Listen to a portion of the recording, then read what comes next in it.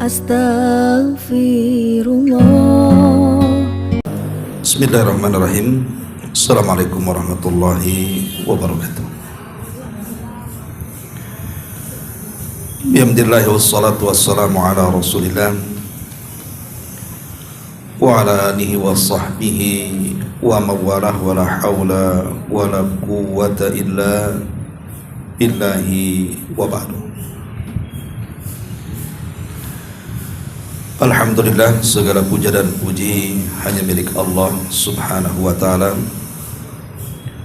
Salawat dan juga salam kita hadiahkan kepada Rasul kita Nabi besar Muhammad sallallahu alaihi wa ala alihi wasallam.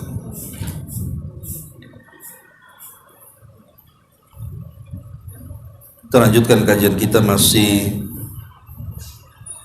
membahas tafsir singkat dari surah Al-Baqarah, dan kita masuk pada ayat ke-160. A'udzubillahi minasyaitonirrajim. Bismillahirrahmanirrahim. Illal ladzina tabu wa aslahu wa bayyanu fa ulaika atubu alaihim wa ana tawwabur rahim. Innal ladzina kafaru wa matu wa hum kuffarun ulaika alaihim la'natullahi wal malaikati wan nasi ajmain, kecuali mereka yang telah bertobat kemudian mengadakan perbaikan dan menjelaskannya, mereka itulah yang aku terima tobatnya, dan akulah yang maha penerima tobat lagi maha penyayang. Dan sungguh orang-orang kafir itu kalau mati dalam keadaan kafir, mereka akan mendapatkan laknat Allah, laknat para malaikat, dan laknat seluruh manusia. Ayat ini masih melanjutkan ayat sebelumnya tentang dosa orang yang menyembunyikan kebenaran. Orang-orang yang tahu mereka berada di atas kebenaran tapi tidak mau menyampaikan kebenaran itu, bahkan cenderung menyembunyikannya. Seperti orang-orang Yahudi yang mereka menyembunyikan hakikat kenabian dan kerasulan Nabi kita Muhammad sallallahu alaihi wasallam, mereka sembunyikan padahal mereka tahu dia seorang nabi. Maka Allah subhanahu wa ta'ala ancam orang-orang yang menyembunyikan itu, kalau mereka tidak bertobat maka mereka akan mendapatkan laknat Allah, laknat malaikat, dan laknat manusia. Tetapi kalau mereka bertobat kepada Allah azza wa jalla, mengadakan perbaikan dan menjelaskan hakikat yang tersembunyi dari al-haq, kebenaran itu, maka mereka akan diterima tobatnya. Dan Allah katakan, akulah yang maha penerima tobat lagi maha penyayang. Baik, di sini Allah subhanahu wa ta'ala mengatakan illal ladzina tabu, kecuali orang-orang yang bertobat. Kita tahu bahwa tobat itu kan ada rukun-rukunnya yang disebut dengan taubatan nasuha. Nasuha itu artinya dari kalimat nasihat. Jadi taubat yang menasihati orang yang bertobat, maka disebut nasuha. Artinya kalau orang bertobat dan tidak menasihati orang yang bertobat itu sendiri, maka tobatnya belum nasuha. Dan sepakat para ulama mengatakan bahwa di antara syarat tobat itu ada berapa? Ada 5.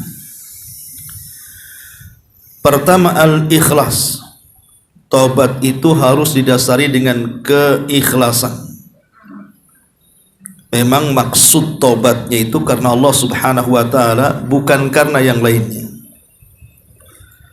Karena ada orang yang bertobat itu bukan karena Allah. Dia berhenti dari maksiat itu boleh jadi karena habis duitnya, sehingga tidak bisa lagi berzina, minum khamar, berjudi dan yang semacamnya. Atau karena sakit. Dia berhenti maksiat itu karena sakit, sebab kalau dia tetap maksiat makin parah penyakitnya.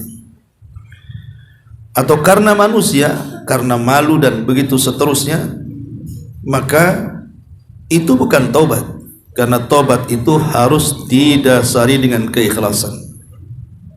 Yang kedua, al-iqla' 'anidz dzambi. Betul-betul dia melepaskan seluruh dosa-dosa yang hendak dia tobati.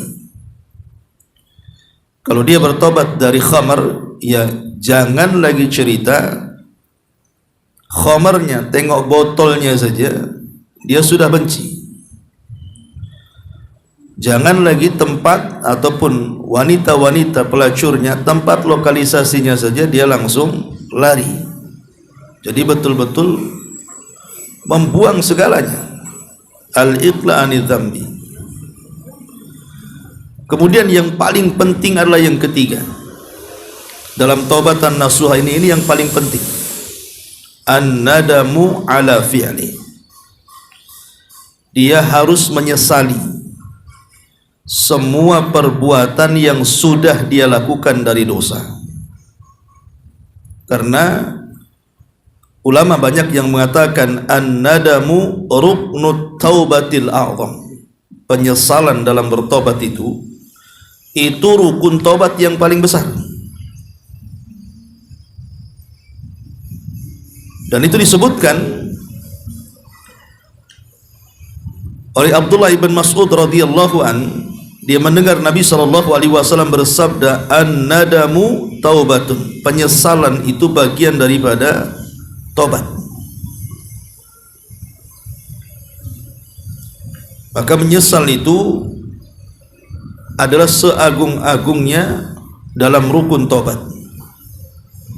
Maksudnya menyesal dari perbuatan maksiat yang pernah dia lakukan. Sebutkan maksiat apa yang pernah dilakukannya, maka menyesallah dengan maksiat yang pernah dilakukannya. Karena kalau tidak ada penyesalan, dia akan balik lagi tuh melakukan perbuatan dosa tadi.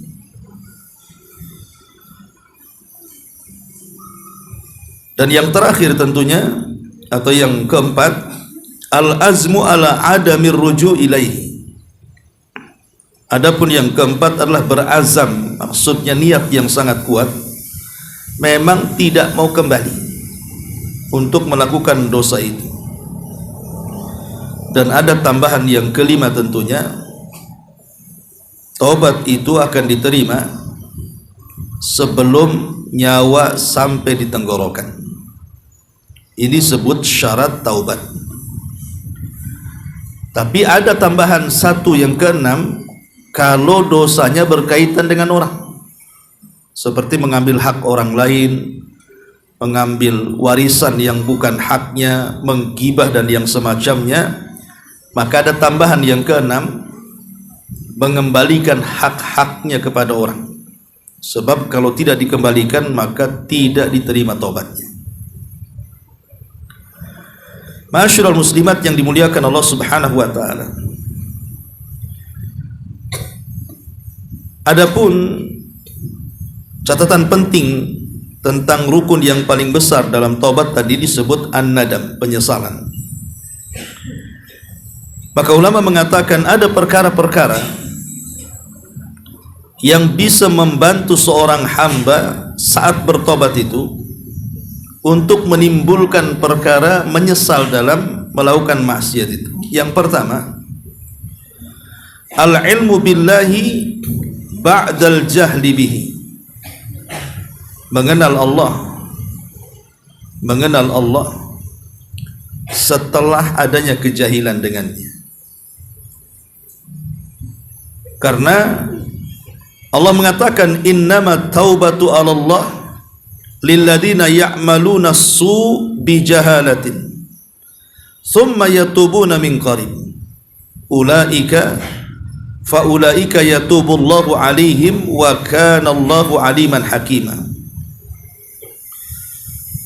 Hanya saja Allah Subhanahu wa taala menerima taubatnya bagi seorang hamba itu adalah seorang hamba yang melakukan maksiat karena kejahilannya kemudian bertobat setelah itu, maka merekalah orang-orang yang diterima taubatnya. Kemudian Allah mengatakan walaisatit taubatu lilladzina ya'maluna sayyi'ah, tapi bukanlah dikatakan tobat, kata Allah, orang-orang yang melakukan sebuah kejahatan hatta idza hadara ahadahumul maut, tapi ketika kemudian sampai nyawa di kerongkongan dia, tiba-tiba dia mengatakan inni tubtul an, sekarang aku bertobat. Ini tidak bisa karena nyawa sudah ditenggorokan. Al-Imam Al-Mujahid ketika memberikan catatan kepada ayat ini mengatakan kullu man asarabahu fahuwa jahil hatta yanzi'an ma'siyatihi. Maksudnya orang yang diterima tobatnya oleh Allah itu karena dia melakukan dosa karena kejahilan, kemudian langsung setelah tahu langsung bertobat. Jadi kalau kita ini melakukan dosa kemudian teringat dengan dosa kemudian segera bertobat, itulah yang diterima tobatnya. Tapi kalau dia sedang melakukan maksiat, dia tahu itu maksiat, dia tidak mau bertobat, ini Allah akan sulit mengampuni dosa dia. Makanya penting kemudian seseorang itu mengetahui tentang Allah setelah adanya kejahilan. Kemudian yang kedua, dzikrullahi ba'dal ghaflah, senantiasa mengingat Allah setelah adanya kelalaian. Dan itu disebutkan di dalam Al-Quran, wasari'u ila maghfiratim mir rabbikum, bersegeralah kalian mencari ampunan dari Rabb kalian. Kalimat bersegera ini artinya kalau semata-mata kita ingat Allah dan kita sedang melakukan dosa, segera berhenti. Kemudian yang ketiga, al khaufu min makrillah ba'dal amni minhu, takutlah dari makar Allah Azza wa Jalla setelah merasa aman dari dosa. Ketika melakukan dosa aman-aman saja, tiba-tiba teringat takut ini takut itu, kemudian dia berhenti dari dosa karena takut dari makar Allah Azza wa Jalla, maka ini juga hal-hal yang bisa membantu supaya kita menyesal dari perbuatan dosa. Kemudian yang keempat, raja rahmatillahi ba'dal qunut, mengharap rahmat Allah Azza wa Jalla setelah seseorang itu putus asa. Lah, empat perkara ini kata para ulama bisa membantu seorang muslim untuk merealisasikan rukun tobat yang disebut dengan an-nadam tadi. Ma'asyiral muslimat yang dimuliakan Allah Azza wa Jalla, tentu amalan seseorang itu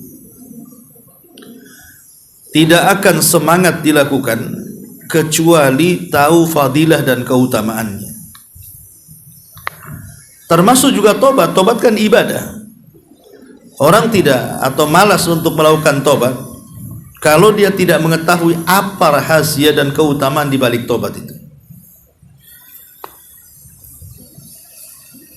Pertama, bahwa taubat itu tariqun ila mahabbatillah. Taubat itu adalah jalan untuk meraih kecintaan kita kepada Allah Azza wa Jalla. Dan itu berdasarkan ayat Al-Quran, innallaha yuhibbu at-tawwabin.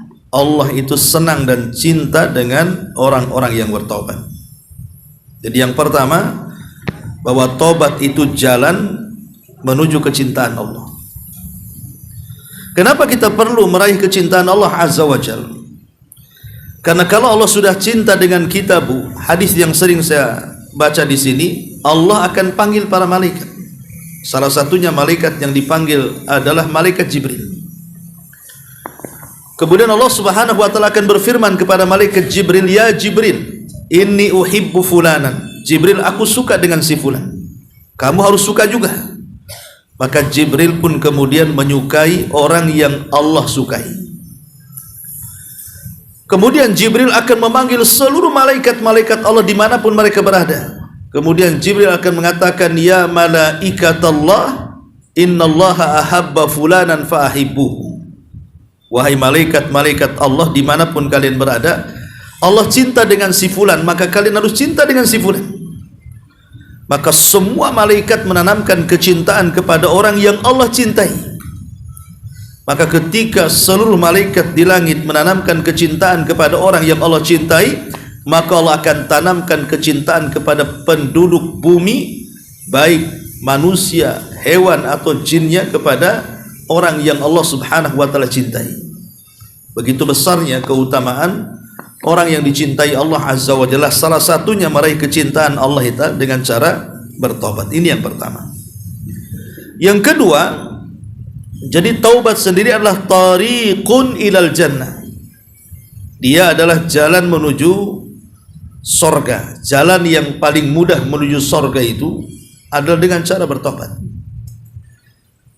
Dan itu disebutkan dalam Al-Quran, illa man taba wa amana wa amila saliha fa ulaika yadkhulunal jannah. Kecuali orang-orang yang bertobat, beriman, beramal saleh, maka mereka akan dimasukkan ke dalam sorga. Yang ketiga, at-taubatus sadiqatu yubaddilullahu bihal as-sayyiatil hasanat. Bahwa taubat yang benar-benar jujur itu, Allah akan ganti seluruh keburukan yang pernah kita kerjakan, diganti dengan sebuah kebaikan. Bayangkan kalau seandainya kita ini melakukan dosa, mulai dari akil balik sampai sekarang, umpamanya usianya ada yang sudah 40, 50, 60 gitu kan. Berapa banyak dosa yang kita bawa tuh di hadapan Allah. Tetapi kalau kita bertobat satu kali saja, kemudian setelah itu Allah wafatkan di atas tobat kita, maka seluruh keburukan itu Allah ganti dengan sebuah kebaikan. Apa tidak indah tobat ini? Makanya dahulu di zaman Nabi ada seorang kakek-kakek, usianya sudah hampir 100 tahun. Tidak ada dosa yang ditinggalkan dalam kehidupannya, mulai dosa kecil sampai dosa besar, dia lakukan semuanya. Jadi dia datang menghadap Nabi SAW dan mengatakan, ya Muhammad, afi dinika taubatun. Wahai Muhammad, apakah dalam agamamu itu ada tobat orang seperti aku? Kata Rasul, kenapa? Dia mengatakan, laqad fa'altu dzamban 'aziman law wuzi'at ala ahlil ardi la ahlakathum. Karena aku sudah banyak melakukan dosa yang kalau ku bagi-bagi dosaku kepada sebuah negeri, cukup menghancurkan negeri itu. Maka Nabi SAW mengatakan, kalau begitu bersyahadatlah, katakan asyhadu an la ilaha illallah wa anni rasulullah, maka Allah akan ganti seluruh keburukanmu dengan kebaikan. Kakek ini tidak percaya dan kurang yakin juga, dia mengatakan, apakah betul? Kata Rasul, betul. Tiba-tiba kakek ini mengatakan, asyhadu an la ilaha illallah wa annaka rasulullah. Maka Rasul mengatakan, Allahu akbar, Allah maha besar, Allah sudah mengganti seluruh keburukanmu dengan kebaikan. Karena taubat itu bisa menghancurkan dosa-dosa sebelum taubat. Sama dengan Islam juga menghancurkan dosa-dosa sebelum Islam. Maka ini yang ketiga. Yang keempat, taubat itu sababun fin syirahi sadri, sebab lapangnya dada. Orang kalau diterima taubatnya oleh Allah Azza wa Jalla, lapang itu dadanya. Tapi orang yang tidak bertobat kepada Allah, sempit dadanya, karena dosa itu menyempitkan dada dan tobat itu melapangkan dada. Makanya banyak kok pernyataan-pernyataan para pelaku riba yang sudah bertobat itu. Masya Allah Ustaz, setelah saya meninggalkan riba, saya tenang hidup saya, walaupun ya ala kadarnya, tapi berkah, tidak ada masalah, tidak dikejar-kejar ini itu. Ya memang tobat itu bisa melapangkan dada dalam setiap hal, bukan hanya dosa riba saja, semua dosa. Ya. Kemudian yang kelima, hamalatul arsy yad'una lit-taibin. Malaikat-malaikat pemikul arsy itu mereka ikut mendoakan kepada kita yang bertobat kepada Allah Azza wa Jalla. Karena Allah yang mengatakan, alladzina yahmiluna al-arsya wa man hawlahu yusabbihuna bihamdi rabbihim wa yu'minuna bihi wa yastaghfiruna lilladzina amanu. Dan para malaikat pemikul arsy dan malaikat-malaikat di sekitarnya, mereka bertasbih dengan memuji Rabb mereka, beriman dengannya dan memintakan ampun, di sini syahidnya, kepada orang-orang yang beriman. Jadi orang-orang yang bertobat akan dipuji oleh para malaikat yang ada di atas arsy sana. Bahkan akan mendoakan kepada kita yang bertobat supaya dosa-dosa kita diampuni oleh Allah Azza wa Jalla. Kemudian yang keenam, bahwa at-taubah itu, tobat yang benar itu akan senantiasa diterima oleh Allah Azza wa Jalla, walau taqarrara minhu dzam, walaupun kita berulang-ulang melakukan dosa. Asal kita bertobat setiap melakukan dosa, pasti Allah terima dosa kita. Jadi hari ini kita melakukan dosa, besok tobat lagi, Allah terima. Tiba-tiba dengan hawa nafsunya terkalahkan, berbuat dosa yang sama, tobat lagi, Allah terima. Begitu seterusnya, walaupun diulang-ulang. Karena bukan syarat tobat itu harus tidak mengulang dosa. Karena manusia itu kan tidak mungkin lepas dari dosa, pasti terjerumus kepada dosa. Suatu ketika pun pasti masuk. Tidak dosa yang ia tobati, mungkin dosa yang lainnya. Tapi manusia tidak mungkin lepas dari dosa. Tetapi karena Allah itu Rahman dan Rahim, walaupun terulang-ulang dosa, dengan terulang-ulang tobat, tetap Allah Subhanahu wa ta'ala akan menerima tobat kita.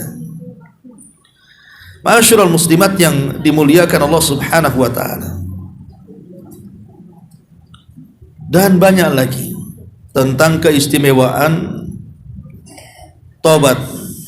Dan tobat juga salah satu bisa menurunkan hujan, ya, menghilangkan kesulitan hidup kita dengan menurunkan hujan, memperbanyak keturunan, kemudian juga bisa memperbanyak rizki dan kekayaan, berdasarkan dalam Quran surah Nuh ayat 10-12. Adapun rahasia di balik tobat itu, apa sih rahasianya? Kalau tadi kan keutamaan-keutamaannya, tentu ada rahasia-rahasia di balik tobat itu. Di antara rahasia di balik tobat itu, annaha tu'arriful abda haqiqata nafsihi. Di balik rahasia tobat itu, seorang hamba akhirnya kenal tentang siapa dirinya. Kalau orang bertobat kepada Allah Azza wa Jalla, menyesali seluruh dosanya, berarti hamba ini paham siapa dia di hadapan Allah Subhanahu wa ta'ala. Kemudian yang kedua, di antara rahasianya adalah an yu'arrif al-mudhnib karamallah wa sitrahu wa sa'ata hilmihi wa annahu subhanahu law sya'a la'ajalahu ala dhanbi. Di antara rahasia tobat adalah seorang pendosa akhirnya tahu bagaimana karamnya Allah, baiknya Allah kepada dia.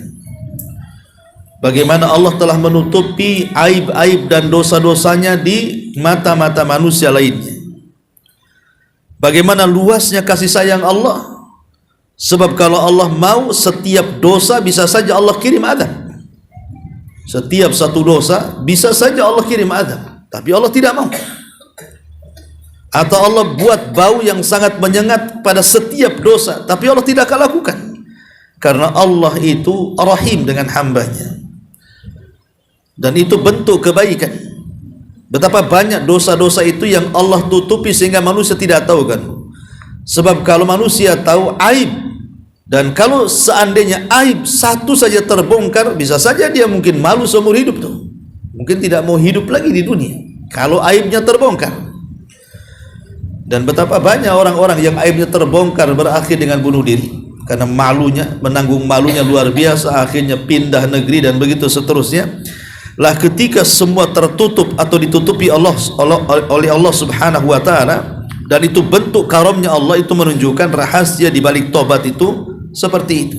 Kemudian yang ketiga, an yu'amilal abdu bani jinsihi fi zallatihim wa isa'atihim bima yuhibbu an yu'amilahu Allah bihi fi isa'atihi wa zallatihi wa dhunubihi fa innal jaza min jinsil amal. Seorang hamba ketika tahu di balik tobat itu akan bermuamalah dengan jenis masing-masing pada penyimpangan atau keburukannya, sebagaimana Allah Subhanahu wa taala juga bermuamalah kepada hamba yang melakukan keburukan kepadanya. Artinya kalau seandainya kita ini melakukan, ada saudara kita melakukan kejahatan kepada kita, ya, dan kita tahu bahwa Allah sendiri sejahat apapun hamba ketika bertobat pasti diampuni. Kenapa kita tidak bisa mengampuni orang-orang yang meminta maaf akan dosa yang ia lakukan kepada kita? Allah saja dosa yang paling besar apa? Syirik. Kalau kita meminta ampun kepada Allah, Allah masih membuka peluang ampunannya. Sejahat apapun manusia itu, Allah masih membuka peluang. Tapi ada manusia-manusia itu yang sangat, ya wajar mungkin sangat sakit hatinya kalau disakiti orang, itu sulit membuka maafnya kan? Sulit kadang-kadang. Ada orang yang dendam 7 turunan tuh, dia susah sekali, ya. Padahal kalau dia tahu tentang rahasia tobat, pasti dia bisa memaafkan. Memaafkan kan tidak harus umpamanya langsung ketemu orangnya, tidak harus. Yang penting hati kita ini sudah memaafkan. Tidak apa-apa nggak ketemu orangnya, karena terkadang ketemu orangnya pun kita ini jadi jengkel juga jadinya kan.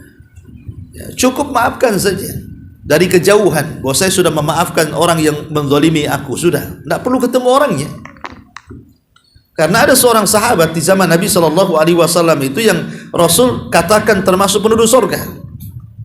Dan sahabat ini amalannya biasa-biasa saja, sholatnya, puasanya, baca Qurannya, bahkan sahabat yang lain lebih hebat lagi. Tetapi ada satu amalan yang sahabat lain tidak bisa melakukannya. Apa? Setiap sebelum tidur dia katakan, ya Allah, aku ampuni semua orang yang menzalimiku, katanya. Itu saja amalannya. Setiap malam dia ngomong begitu. Aku ampuni semua orang yang menzalimiku. Rupanya itu pula amalan yang menjadikan dia masuk surga. Kemudian yang keempat, di antara yang kelima di antara yang keempat di antara rahasianya adalah juga iqamatul ma'adzir lil khalqi. Fa idza adznaba al-'abd aqama al-ma'adzir lil khalqi wattasa'at rahmatuhu. Jadi di antara rahasia tobat adalah bagaimana Allah Subhanahu wa taala menegakkan uzurnya kepada makhluknya, memberikan uzur-uzurnya, mendengarkan uzur-uzurnya kepada makhluknya. Karena nanti pada hari kiamat kan, orang-orang yang dihisab dengan hisab yang mudah itu akan didatangkan kepada Allah Azza wa Jalla dan ditanya kan tentang dosa-dosanya. Bukankah aku sudah memberikan nikmat kepadamu? Bukankah aku sudah begini dan begitu seterusnya? Kenapa kau melakukan dosa ini dan begitu seterusnya? Akhirnya dia pun mengakui dosa-dosanya. Tapi Allah Subhanahu wa taala memberikan uzur. Dan di sini juga pelajaran kepada kita, terkadang ada orang yang menyakiti kita itu, kita tidak tahu apa uzur syar'inya. Umpamanya nih, ada orang yang tiba-tiba ngobrol dengan kita, tahu-tahu dia marah-marah. Kan kita tidak tahu, mungkin sepintas kok dia marah-marah sama saya, kenapa, apa salah saya? Ibu tidak paham, boleh jadi dia ada masalah dengan keluarganya di luar sana. Akhirnya melampiaskan pula ke ibu. Ya kan, ada saja kan orang yang ada masalah dengan suaminya, ibu pula yang kena kawannya. Ikut emosi jadinya kan di situ. Lah kadang-kadang kita ini kan harus melihat uzur. Jangan langsung suudzon kepada dia. Kenapa ya kawan hari ini kok agak lain gitu kan? Nah, ya sudah kasih uzur, mungkin dia banyak utang. Mungkin dia ada masalah dengan suaminya, mungkin dia ada masalah dengan anak-anak. Kasih uzur seperti itu. Lah Allah ngasih uzur kepada dosa kita, masa kita nggak ngasih uzur gitu? Nah ini maksudnya di sini di antara rahasia tobat juga ada pelajaran di situ, bahwa setiap kesalahan orang itu pasti ada uzur di balik kesalahannya, pasti ada masalah kita yang tidak tahu. Makanya perlunya kita memberikan uzur tadi, dan itu rahasia tobat di antara fadilahnya juga. Ya. Kemudian juga di antara rahasianya adalah at-taharruz minal adu. Jadi orang yang bertobat itu hakikatnya dia sedang menjauhkan diri dia dari musuhnya. Siapa musuhnya? Syaitan. Syaitan kan tidak suka dengan orang-orang yang bertobat. Makanya ketika orang bertobat kepada Allah Azza wa Jalla, hakikatnya dia sudah dan sedang menjauhi syaitan. Sebab kalau seandainya tidak bertobat, syaitan bersama dia. Ketika dia bertobat berarti dia berusaha untuk menjauhkan diri dari musuh-musuhnya, terutama dari syaitan yang jelas-jelas akan menyesatkan anak Adam. Ya. Dan tentunya banyak lagi tentang rahasia di balik tobat. Ya. Ma'asyiral muslimat yang dimuliakan Allah Subhanahu wa taala. Setelah kita tahu bagaimana keutamaan taubat, kemudian rahasia di balik tobat dan faedah-faedahnya, maka seorang muslim tidak boleh kemudian menanamkan dalam hidupnya itu at-taswif. Taswif itu kalimat saufa dan saufa. Dalam bahasa Arab saufa itu artinya menanti-nanti dan menunggu-nunggu tobat. Kapan lu tobat? Nanti. Kapan? Nantilah habis haji. Setelah haji masih juga. Katanya sudah haji mau tobat, nantilah haji kedua katanya. Ya kan begitu, ada orang yang lagunya itu nanti-nanti. Nanti kalau usia 40 katanya. Dan 40 masih juga, makin tua-tua keladi. Ya. Jadi ada orang yang dalam hidupnya itu selalu menanti-nanti tobat. Nanti. Ingat bahwa menanti-nanti kalimat ini bahaya dalam tobat. Pertama, asarnya, pengaruhnya, al-hasratu wan nadam. Dia akan rugi dan akan menyesal fi waqtil la tanfa'u fihi al-hasratu wan nadam. Di waktu yang tidak ada manfaat lagi penyesalan dan juga tidak ada lagi manfaat adanya penyesalan tadi. Makanya Allah mengatakan dalam surah Al-Mu'minun itu, hatta idza jaa ahadahumul maut qala rabbi rji'uni la'alli a'malu salihan fima tarak kalla innaha kalimatun huwa qailuha wa min waraihim barzakhun ila yaumi yub'atsun. Karena begini Bu, kalau kita ini selalu mengundur-undurkan tobat dengan mengatakan akan, nanti dan begitu seterusnya, yang namanya kematian itu tidak tahu. Kematian itu tidak tahu kapan datangnya. Seandainya kemudian Allah takdirkan dia mati mendadak, apa ibu tahu pulang dari sini ibu tetap hidup? Nggak ada yang tahu. Siapa yang tahu kita pulang dari sini hidup? Lah karena kita tidak tahu bahwa kematian itu terkadang ada yang sifatnya dadakan. Setelah mati apakah kemudian kita akan menyesal dan akan bertobat? Kan tidak mungkin. Makanya jangan sampai dengan kalimat nanti itu akan mengalami al-hasratu wan nadam, penyesalan di waktu yang tidak ada guna penyesalan itu. Setelah kematian gak ada guna lagi. Kemudian yang kedua, al-hirman minal ajri wath thawab. Jangan sampai diharamkan dari melakukan perbuatan yang di dalamnya ada pahala dan kebaikan. Sebab kalau orang bergelimang maksiat terus tak tobat-tobat tuh, kapan berbuat baiknya? Nah itu sama menghambur-hamburkan usia namanya. Usianya sudah pendek, tidak mau tobat-tobat, dosa aja yang banyak, pahala pula sedikit.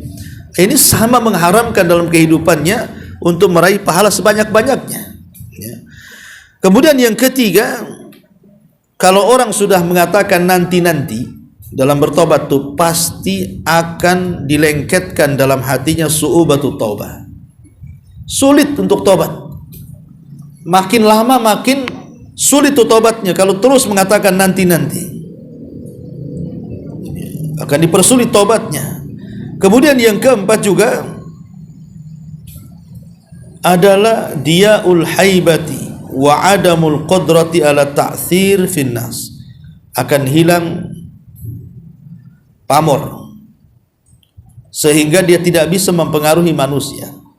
Orang yang banyak dosa itu kalau ngomong itu nggak akan didengar. Namanya kita tahu orang ini suka banyak maksiatnya, tiba-tiba nasihati kita tidak sudah tahu siapa dia, tiba-tiba ngasih nasihat macam-macam. Namanya dia maling, kamu jangan maling, kita tahu dia maling, tiba-tiba ngomong sama kita, kau jangan maling. Lah kau aja maling kan gitu ya. Jadi hilanglah pengaruhnya nasihat kepada orang itu, karena tahu dia itu di atas maksiat. Nah, itu bisa menghilangkan haibah, ya, menghilangkan pamor ataupun apa haibah dalam bahasa kita ini semacam pamor lah. Ya, kalau ngomong itu nggak didengar jadinya. Kemudian juga yang kelima, ketika seseorang itu mentaswib tadi, mengatakan nanti-nanti, ya, maka dia telah luput kepadanya sebuah waktu yang berjalan dengan cepat, dan waktu akan ditanya di hadapan Allah. Dia tidak menghargai waktu. Ingat, setiap waktu yang kita keluarkan dari nafas kita itu akan ditanya di hadapan Allah. Makanya Nabi SAW mengatakan, la tazulu qadama abdin hatta yus'al an arba. Akan ditanya anak Adam itu tentang 4 perkara sebelum kakinya melangkah ke titian. Salah satunya adalah an umrihi fi ma'afna, usiamu loh, kemana kau habiskan. Itu akan ditanya di hadapan Allah Subhanahu wa ta'ala. Masyaallah muslimat yang dimuliakan Allah Subhanahu wa ta'ala, adapun bagaimana caranya supaya kita ini tidak menanti-nanti tobat. Bagaimana caranya? Apa sih obatnya? Yang pertama, lihat sejarah kaum salaf. Lihat sejarah kaum salaf. Bagaimana mereka memanfaatkan waktu yang luar biasa. Dan lihat juga akibat orang-orang yang menanti-nanti tobat. Contoh namanya Fir'aun. Dia bertobat itu setelah mau tenggelam dan mengatakan amantu bima amanat bihi banu Israil. Diterima tobatnya Fir'aun, ditolak. Maka lihat kisah-kisah seperti ini, ya, supaya jangan sampai kematian kita seperti Fir'aun. Kemudian yang kedua, mengingat kematian dan mengingat tentang adanya hari akhir. Sebab kalau orang ingat mati, pasti mikir dia mau tobat nanti-nanti itu, atau mikir setelah peristiwa kiamat bahwa akan banyak peristiwa di padang mahsyar itu sampai orang masuk ke surga atau ke neraka. Tentu juga akan terpikir untuk menanti-nanti tobat itu, karena ada pertanggungjawaban di hadapan Allah Subhanahu wa ta'ala. Kemudian juga yang ketiga, al-ihtiraz minal ma'asi wasayyi'at bi alla yaqa'a fiha al-muslim aslan wa in waqa'a badara bitaubah. Berusaha keras untuk menjauhi maksiat. Kalaupun harus terjerumus kepada maksiat karena kita manusia, segera tobat. Supaya jangan memiliki kalimat nanti-nanti. Kemudian juga yang keempat, menjauhi teman-teman as-sayyi, teman-teman yang buruk. Karena biasanya susahnya bertobat orang itu karena kebawa kawan biasanya. Ya, ketika kawannya ahli maksiat itu jadinya susah dia untuk bertobat karena lihat kawannya. Kemudian juga adamul istihanati bi ayyi amrin minal umur. Jangan meremehkan sekecil apapun dosa. Dan jangan suka membagi-bagi dosa. Oh, dosa itu ada dua, Ustaz, dosa kecil, dosa besar. Saya kan masih dosa kecil saja, belum sampai dosa besar. Jadi orang yang membagi-bagi dosa itu biasanya terangsang untuk melakukan dosa. Ini kan kecil saja, nggak gede gitu. Dia tidak sadar dosa itu bukan masalah kecil besarnya, tapi kepada siapa Anda melakukan dosa. Karena pembagian dosa ini dosa besar, ini dosa kecil itu hanya pembagian para ulama. Nabi tidak pernah membagi ini dosa kecil, dosa besar, tidak ada dalam hadis itu.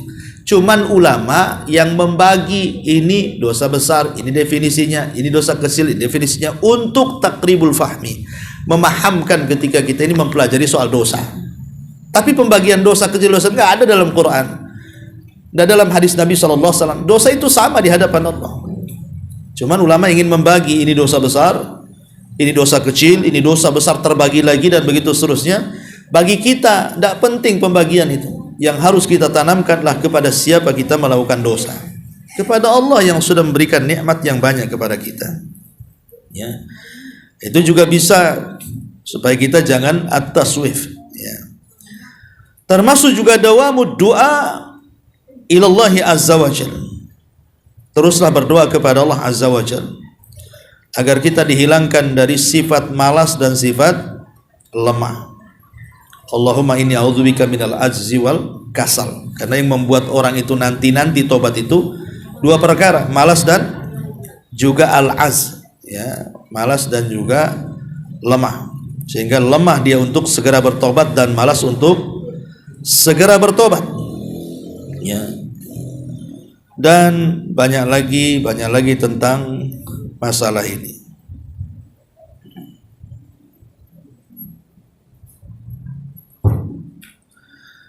Masyarul muslimat yang dimuliakan Allah Azza wa Jalla. Yang terakhir, ya, yang terakhir adalah tentang at-taubatu minadz-dzunub. Ini penting, ini faedah daripada Syekhul Islam Ibnu Taimiyah rahimahullah taala tentang uqubatudz dzunub tazulu anil abdi bi asyrati asbabin. Kata Syekhul Islam Ibnu Taimiyah rahimahullah taala bahwa dosa itu kan, setiap dosa itu kan ada akibatnya, ada iqabnya, ada siksanya. Setiap dosa itu pasti ada siksanya. Tidak di dunia, tidak di akhirat. Bahkan ada dosa-dosa itu yang disegerakan siksanya di dunia sebelum akhirat. Tapi ada juga yang dosa itu yang diakhirkan siksanya di akhirat. Tapi kata Ibnu Taimiyah bahwa siksaan-siksaan bagi dosa itu bisa dihilangkan dengan 10 perkara. Yang pertama, kata beliau, at-taubatu, dengan cara bertobat. Tobat itu bisa menghilangkan siksa dalam dosa yang kita lakukan. Yang harusnya kita mendapatkan hukuman dari Allah karena perbuatan dosa, tapi karena kita bertobat, hukuman itu dihilangkan. Yang kedua, al-istighfar. Banyak-banyak istighfar. Astagfirullahaladzim, astagfirullahaladzim, dan begitu seterusnya. Kemudian yang ketiga, melakukan kebaikan untuk menutup keburukan. Makanya kalau satu hari ini, Bu, kita melakukan dosa, maka imbangi satu hari ini juga kita lakukan pahala. Kalau satu hari ini kita melakukan dosa yang tidak terang-terangan, buat juga pahala yang tidak terang-terangan. Kalau hari ini kita melakukan dosa terang-terangan, buat juga pahala yang terang-terangan.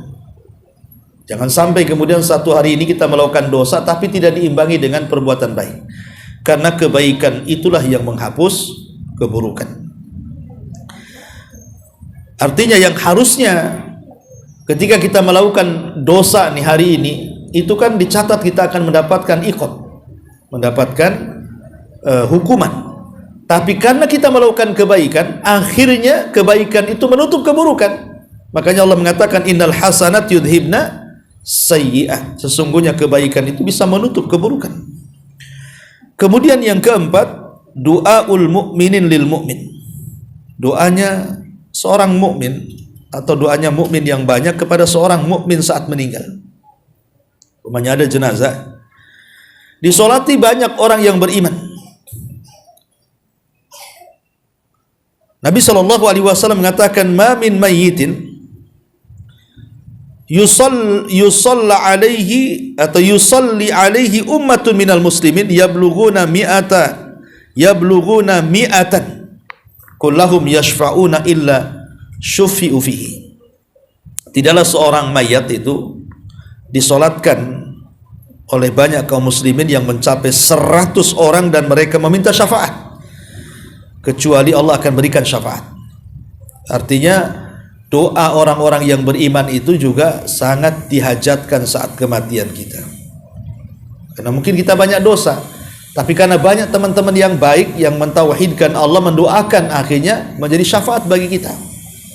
Makanya penting seseorang itu bergaul dengan orang-orang baik supaya mereka mau menyolatkan kita. Karena orang jahat tidak mau menyolatkan kita. Dia aja perlu disolati. Ya. Kemudian yang nomor 5 adalah ma ya'malu lil mayyit min a'malil bir, atau ma yu'malu lil mayyit min a'malil bir.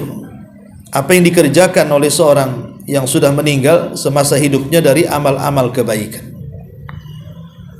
seperti sedekah, pokoknya yang bermanfaat lah untuk kematiannya.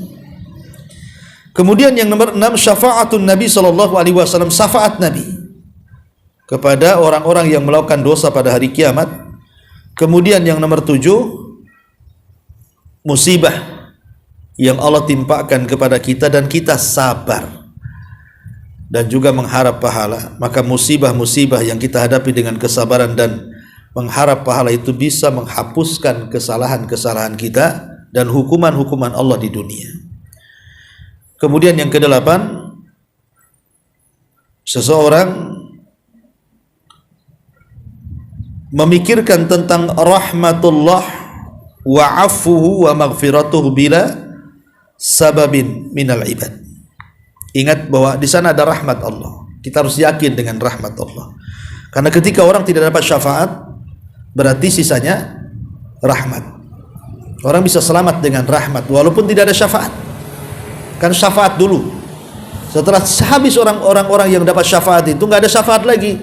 Tapi masih ada orang yang sebiji darah keimanan itu masih di neraka. Maka datanglah Allah dengan rahmatnya. Maka diselamatkan tanpa dengan syafaat. Kemudian yang nomor berapa? 8, 9 ya. Ahwalu yaumil qiyamah wa karbuha wa syadaiduha. Seseorang mengenang tentang dahsyatnya hari kiamat, kata Ibnu Taimiyah. Jadi seseorang merenung, tafakur bahasa kitanya ya. Kemudian ingat gimana nanti kiamat, gimana nanti kuburan, gimana nanti padang mahsyar. Pokoknya betul-betul dia tafakur kepada Allah Azza wa Jalla. Maka dengan tafakur mengingat kondisi-kondisi genting pada hari kiamat dan sesudah kiamat dan begitu seterusnya sampai orang masuk ke surga atau ke neraka, dipikirkan setiap hari ya, tafakur. Maka itu juga salah satu yang bisa menjadikan kita baik dan bisa mengurangi melakukan dosa. Termasuk juga mengingat tentang ma yahsulu fil qabri minal fitnati wa dhaghtati wa raw'ati fa inna hadha mimma yukaffiru bil khotaya. Termasuk mengingat kondisi kubur, fitnah kubur, himpitan kubur, apa-apa yang menakutkan dalam kubur, kata Ibnu Taimiyah, ini juga bisa menggugurkan dosa-dosa kita. Ya, wallahu a'lam. Jadi kalau kita ini masuk kuburan, kalau takdirkan ya, naudzubillah, kemudian kita mendapatkan fitnah, ditanya tentang 3 soalan, maka 3 soalan ini kalau kita bisa menjawab berarti bisa menggugurkan dosa kita, karena setelahnya pasti baik. Tapi kalau tidak bisa menjawab, setelahnya pasti buruk. Ya, maka kalau dia bisa melintasi fitnah kubur ataupun himpitan kuburan, maka itu juga kata beliau bisa menggugurkan dosa. Itu maksudnya di sini. Wallahu a'lam bishawab. Ini diantara faedah daripada Syekhul Islam Ibnu Taimiyah. Baik, sebelum saya tutup, silakan kalau ada yang bertanya.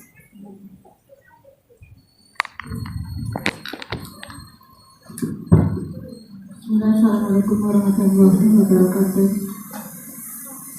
Ustaz, dari paparan yang tadi disampaikan, apakah kita sendiri bisa melihat setelah orang itu melakukan dosa dan maksiat, apakah dia bisa melihat atau mengukur dirinya bahwa Allah itu menerima taubatnya? Apakah ada tanda-tanda pada diri orang tersebut?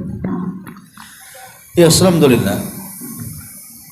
Tanda-tanda yang jelas secara fisik ya tidak ada. Pemaja yang tadinya hitam habis tobat jadi putih gitu. Ya tidak ada tanda-tanda kayak gitu. Cuman ulama mengatakan tanda-tanda yang tampak bahwa tobat itu diterima adalah dengan adanya perubahan dari yang tidak baik menjadi baik. Itu yang jelas. Dari semua tanda-tanda yang diuraikan para ulama itu, ini yang paling jelas. Kalau orang nampak ada perubahan, ya, yang tadinya tidak sholat jadi sholat, yang tadinya tidak puasa jadi puasa, yang tadinya tidak zakat jadi zakat, yang tadinya bergelimang dengan dosa tiba-tiba jadi baik, yang tadinya omongannya ngeri-ngeri kalau keluar tuh kok jadi santun, nampaklah perubahan keberadaan dia. Lah itulah yang paling besar, perubahan dalam hidup dia dari yang tidak baik kepada yang baik, dan nampak di hadapan orang juga nampak kok makin dia baik, itu tanda diterima tobatnya. Adapun yang lainnya itu hanya mukamilat saja, penyempurna. Ini yang paling tampak bahwa orang ini diberikan taufik. Ya, wallahu a'lam.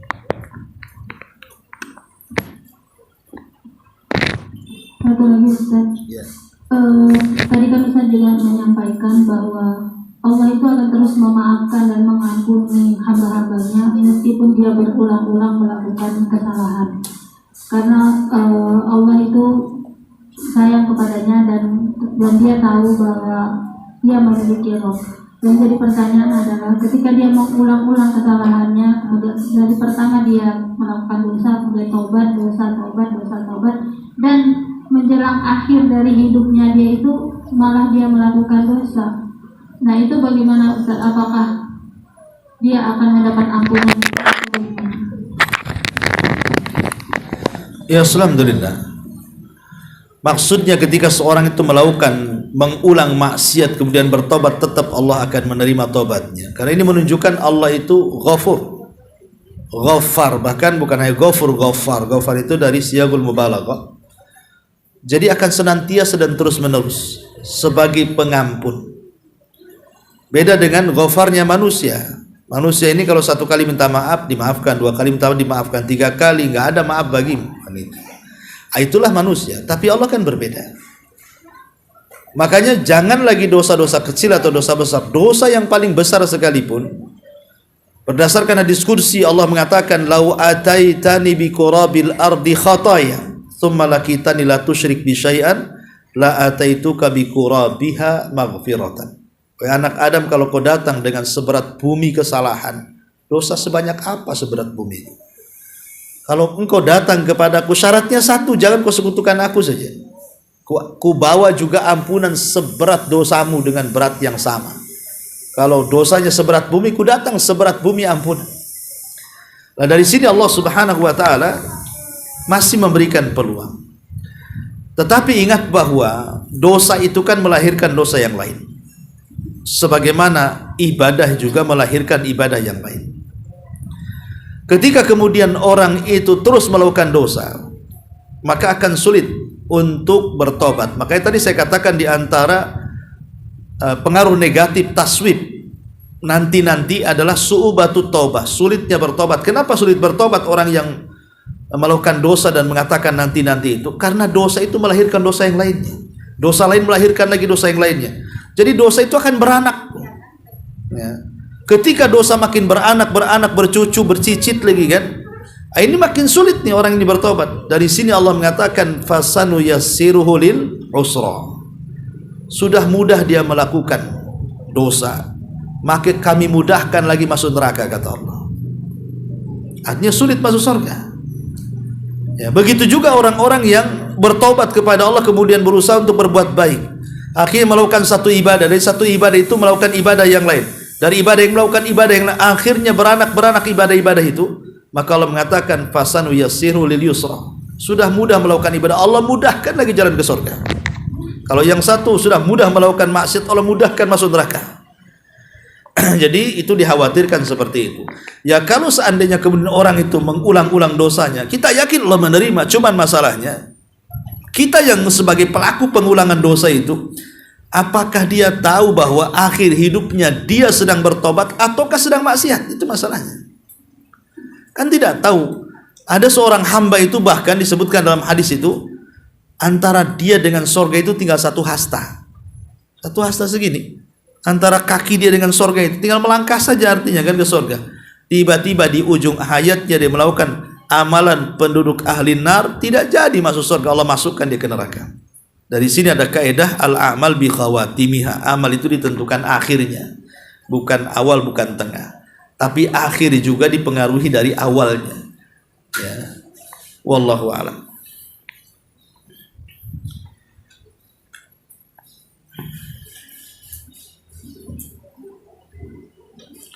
Baik, ini ada buku ya.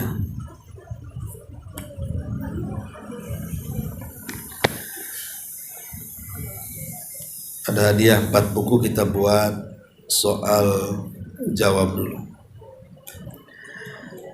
Pertanyaan yang pertama,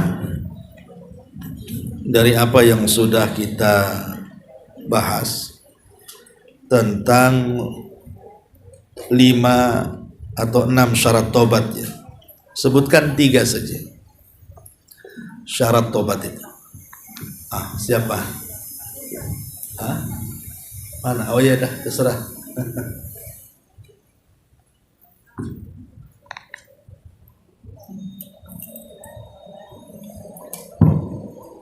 Bismillah. Syarat tobat yang pertama harus didasari dengan keikhlasan. 2. Yang kedua, betul-betul melepaskan dosa-dosa yang dia taubati. 3. Harus menyesali semua perbuatan dosa. Menyesali itu sebagian daripada tobat. Masya Allah. Ya, Bapak baca. Ya, hadiahnya pun buku, nanti dibaca. Ya. Taib, ini yang pertama. Yang kedua, pertanyaan kedua. Ada syarat tobat yang berkenaan dengan hak orang lain. Apa syaratnya? Silakan.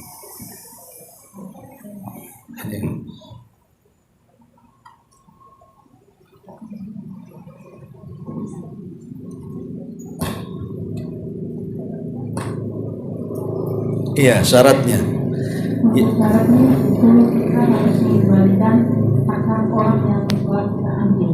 Masya Allah, ahsanti, masya Allah.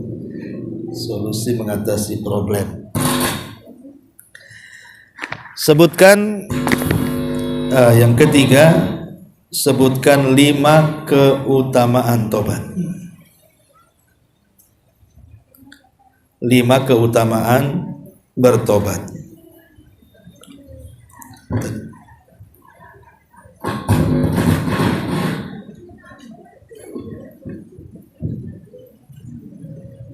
Nggak ada. Saya ganti soalannya. Sebutkan 3 bahaya menanti-nanti tobat. 3 bahaya. Kenapa kita tidak boleh menanti-nanti tobat? Sebutkan 3 saja. Bahayanya apa menanti-nanti tobat?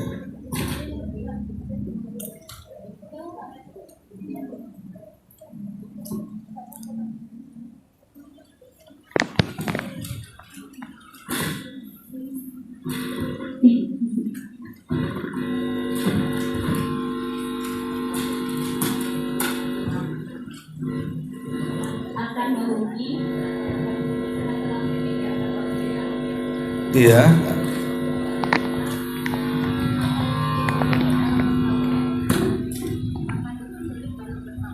Tiga.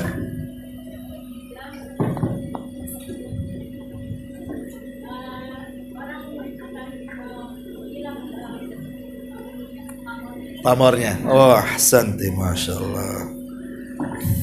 Iya. Pertanyaan terakhir. Sebutkan 3 perkara yang bisa menghilangkan hukuman Allah dalam dosa. Dari faedah Syekhul Islam Ibnu Taimiyah. Apa saja yang menghilangkan hukuman Allah bagi para pendosa itu? 1, dengan cara bertobat. 2. 2, dengan beristighfar. 3. 3, melakukan kebaikan. Masya Allah.